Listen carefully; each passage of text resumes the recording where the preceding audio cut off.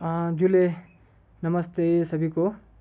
मैं पद्मा तंजिन और Ladakh student union का प्रेसिडेंट। तो मैं कहना चाहता हूँ कि अभी हाल ही में 5 तारीख को अनएम्प्लॉयड यूथ एसोसिएशन ने ब्लैक डे मनाने का जिक्र किया था। तो बाद में ब्लैक डे कैंसिल किया हुआ है, क्योंकि इसी चीज़ को नज़र में रखते हुए कि लेके जितने भी अवाम है उन्होंने 70 साल यूटी को मांगते हुए दिया था। तो इसीलिए ब्लैक डे हमने कैंसिल किया था।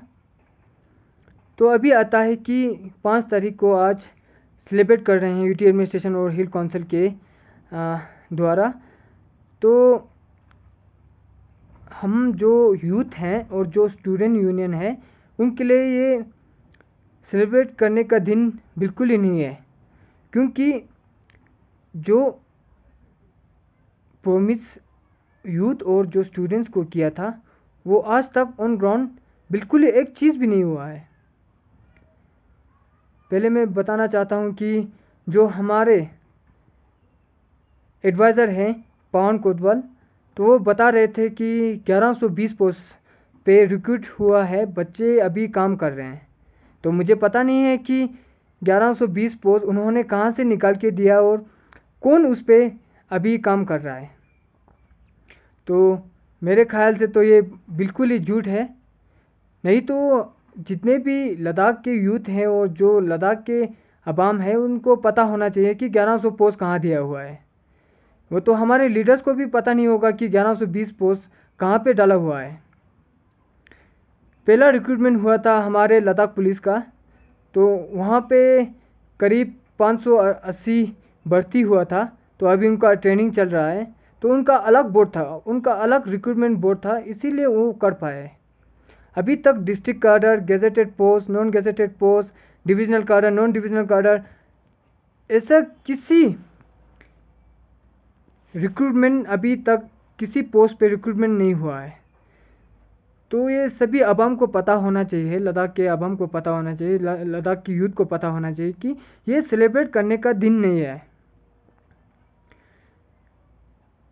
अभी यूटी मिल के 4 साल हो रहा है, फिर भी अभी भी यूथ को जो है वो अभी भी एक बंदा ऐसा नहीं है कि वो गवर्नमेंट जॉब कर रहे हैं।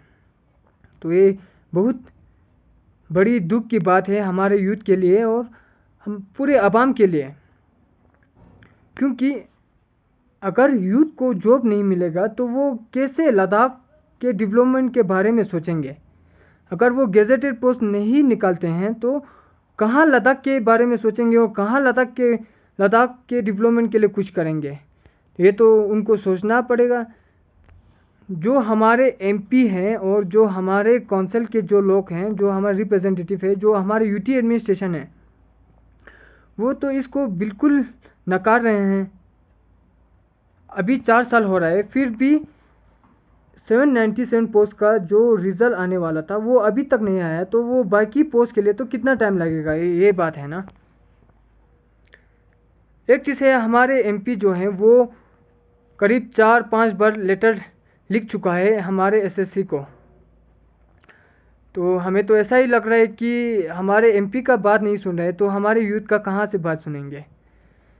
वो खुद 4 बार एसएससी के जो डायरेक्टर हैं उनसे मिले हैं, जो एडवाइज़र हैं उनसे मिले हैं, फिर भी अभी तक 2 साल हो रहा है, फिर भी अभी तक कोई रिस्पॉन्स उनके तरफ से नहीं आ रहा है। तो वो तो बिल्कुल ही हमारे एमपी को ही नकार रहे हैं। तो बाकी